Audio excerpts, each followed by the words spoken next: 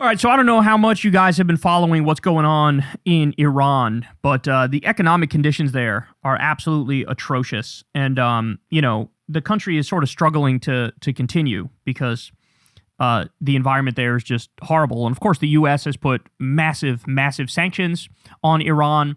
There was a time where they didn't have the sanctions, of course, when we had the Iran nuclear agreement that was negotiated by the Obama administration, and everything was going swimmingly. Trump decided to get in there in his first term and rip it up. Biden decided to make the idiotic decision of following in Trump's footsteps and continuing to not have that nuclear agreement. What Biden should have done is issued a formal apology to Iran and gotten right back in the deal. That's what he should have done, but he didn't, okay? And that's on Biden, too, by the way. So the economy there is struggling, people there are struggling, and look, they're just sick of their government. And I get it, I get it. It is a Shia theocracy. There's no doubt about that. And like I said, people are struggling to get by economically, and of course that's going to sort of foment, when you have an authoritarian crackdown, plus you have horrific economic conditions, you are basically begging for civil unrest. And that's exactly what happened. Now, at the same time, I think many people will point out, and they're not incorrect to point this out, there absolutely is CIA influence in Iran. There absolutely is Mossad influence in Iran. And, they are trying to foment revolution. They are trying to, the Shia theocratic government there, it is brutal, it is oppressive. It also happens to be anti-Israel and anti-U.S. And Israel and the U.S. will stop at fucking nothing to try to change that regime and put a little Israeli and U.S. puppet in control of that country, who also, by the way, would not give a fuck about the economic conditions of regular Iranian people. So it's kind of hard to disaggregate what's real, what's organic, versus what is sort of prodded by the CIA and Mossad. How much is it infiltration leading to destabilization versus how much of it is organic? And I think the honest answer to the question, I think there's both things are going on. There are both things going on, right? Now, Trump decided, hell yeah, here's another opportunity to do more bombing, and we get this. So Michael Tracy shares this here, but it's a Trump Truth Social post. Iran is looking at freedom, perhaps like never before. The USA stands ready to help, from President Donald J. Trump. This is so fucking rich to me. This is so fucking rich to me. The guy who just illegally and offensively carpet-bombed Caracas in Venezuela and kidnapped and abducted their sovereign leader and openly said, we're doing this to take the oil. We're going to take the oil. That's what we're going to do. We're going to take that oil. So the guy who's no interest in freedom, no interest in democracy, no interest in these higher values, literally saying, we're doing this to jack their natural resources. Now all of a sudden when it comes to Iran, and I smell freedom. No, bitch, you don't smell freedom. You smell an opportunity to put an Israeli and U.S. puppet in charge of Iran, where you will continue to oppress the people of Iran, except now you'll be able to steal their natural resources also. Like the ping-ponging back and forth between like, we're going to take the oil, that's what we care about, between that and like, we believe in freedom. Obviously you don't believe in freedom. Your own fucking ICE agents just shot a soccer mom in the face, okay? So let's stop. Who the fuck is buying this? And we know the answer. MAGA's buying this because they're a bunch of fucking idiots. They're a bunch of sheep. They're a bunch of Kool-Aid drinking little fucking worms who will lick Trump's sweaty taint and tell him it tastes like champagne, okay? So now let's go through some of the specifics here. Axios has a piece. Trump considers options as Iran cracks down on protests. I love the idea that, like, just stop and think about this. This is what the U.S. president is focusing on. We just gave $40 billion to Argentina, $38 billion to Israel. We just illegally overthrew the government of Venezuela. Your own ICE Gestapo thugs are destroying your country and cracking down on your own people. Inflation's going up. Unemployment's going up. Labor is getting the lowest percentage share of GDP in recorded history right now, which just means workers are getting squeezed, right? And instead of focusing on health insurance fucking skyrocketing, 18 million people kicked off of Medicaid, all these problems, he's sitting in the fucking Oval Office like, how much should we bomb Iran? How hard should we bomb them? You tell me, folks. All right, ready? Here we go. President Trump is considering several options for supporting the protests in Iran and weakening the regime, two U.S. officials tell Axios. Those discussions are taking place as the protests intensify and the death toll rises, and after Trump said publicly that he was willing to use military force if the Iranian regime killed protesters. Quote, all options are on the table for President Trump, but no decision has been made. Oh, that was a U.S. official, not Trump, so I shouldn't have done the Trump voice, my bad. A second U.S. official said the discussions had included military strikes, but most of the options presented to the president at this stage are not kinetic. So we had a bunch of other ways of meddling in a foreign country, but only a couple of them were actually bombing that country. Oh, well, isn't that great? I'll sleep better tonight. Thank you very much. The officials acknowledge it's hard to predict which option Trump will choose. There were massive protests across Iran on Saturday for the third consecutive night, with the country still under an internet blackout and the security forces intensifying the crackdown, according to reports from Tehran and U.S. and Israeli officials. So for the first couple days of the protest, they didn't black out the internet, but then they did eventually do it. And it's interesting because we've been told that Starlink, for example, cannot be jammed. Well, they found a way to jam that. So it turns out that's bullshit, and you actually can jam it, and they did. All right, more. An Israeli defense official said hundreds of thousands of Iranians had demonstrated in the last few days. By the way, you cannot take any information from the Israeli government, or the U.S. government for that matter.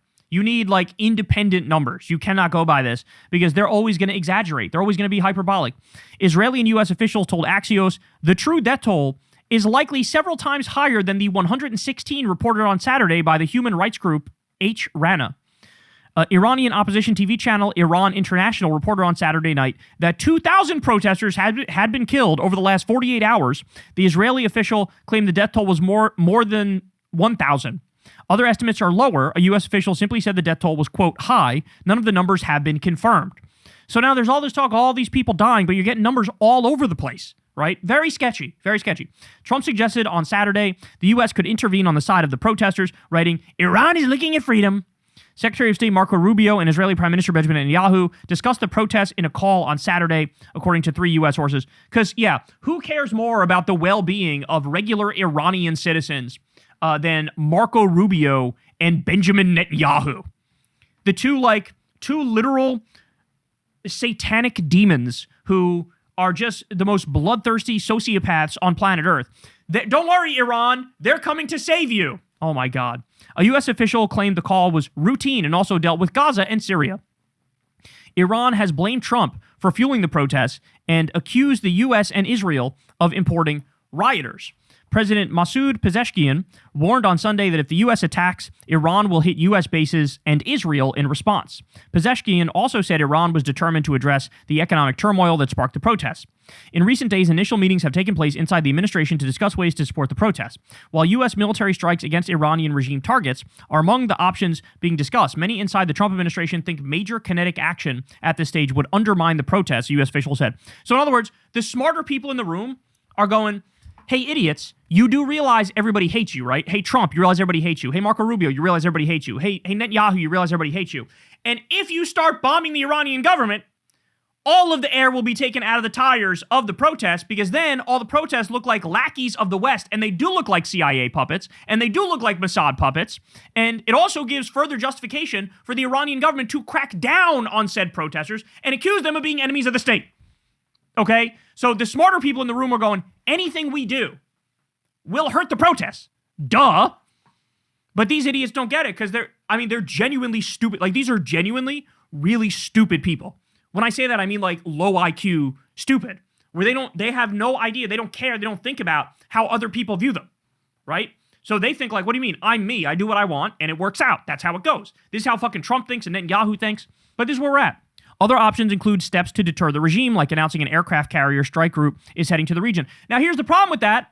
I don't know how you can do that when you have fucking 1,000 ships currently threatening Venezuela. Sorry, we need those ships to do an illegal regime change in Venezuela. Then we might send them to Iran to do another illegal regime change. Then maybe we'll send them over to Greenland where we try to do another illegal regime change. But we're the good guys, by the way. We're freedom, democracy. We're the good guys. We're fighting for all the good values, the just values. We're going to have our billionaires steal your natural resources, but in a good way, in a moral way. U.S. officials said cyber attacks and information operations against the Iranian regime are also being considered. 2 senior Israeli officials said the Iranian regime and its security services appeared surprised by how much the protests had grown since Thursday. Quote, after Thursday, the Iranian regime was significantly concerned and conducted a serious reassessment of the situation, an Israeli defense official with knowledge of the intelligence on Iran said. A U.S. official and senior Israeli official both said there are some signs of dissent within the Iranian security forces, but it's unclear how widespread it is. None of the officials said the regime appeared in danger of imminent collapse. Here we go again. Now, by the way, I told you also, I reported on it beforehand. Netanyahu, when he visited the White House recently, he visited Trump. I told you, and the reporting was, he's going to try to tell Trump to go after Iran again, to bomb Iran again, to try to finish the regime change in Iran. I told you it wasn't over when they called it the 12-day war and they stopped bombing. I told you it wasn't over. I told you it was just the beginning. So that's what Netanyahu lobbied for. And then, would you look at that? Soon thereafter, massive protests in Iran, and here's an opportunity, sir. You might want to follow through and carry it out and get rid of the regime finally. And the other point is, which nobody else talks about, but the idea that Trump can make his own decisions on this front, it's just not true. He's blackmailed.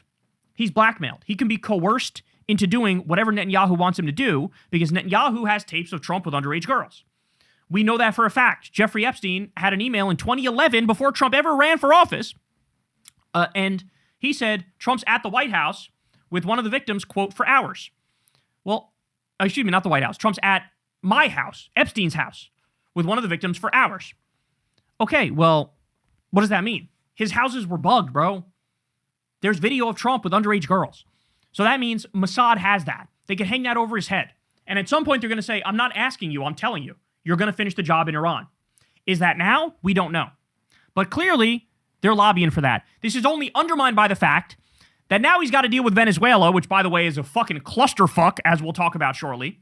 And he's also still high on the idea of taking over Greenland. He also wants Panama. He also wanted new plans to bomb Mexico.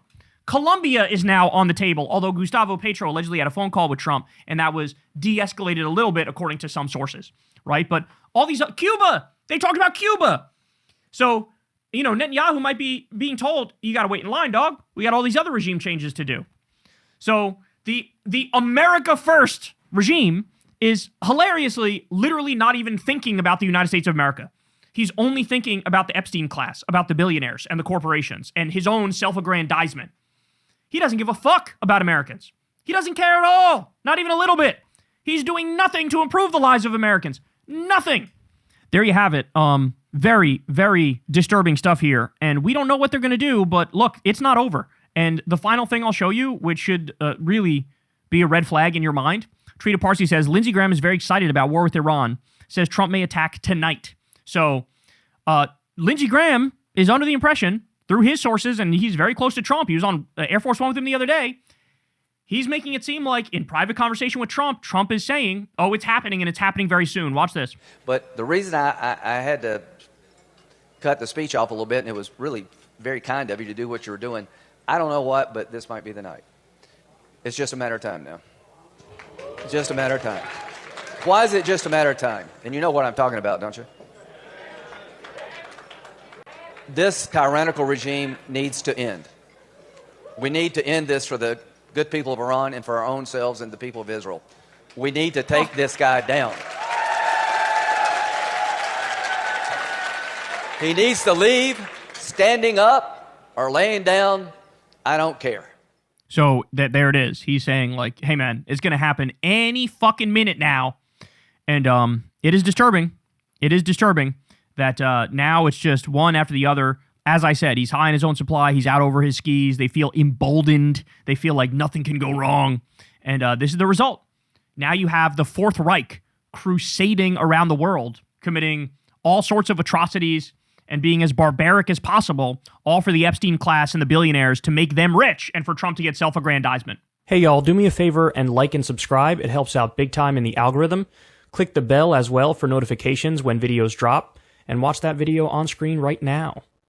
You know you want to.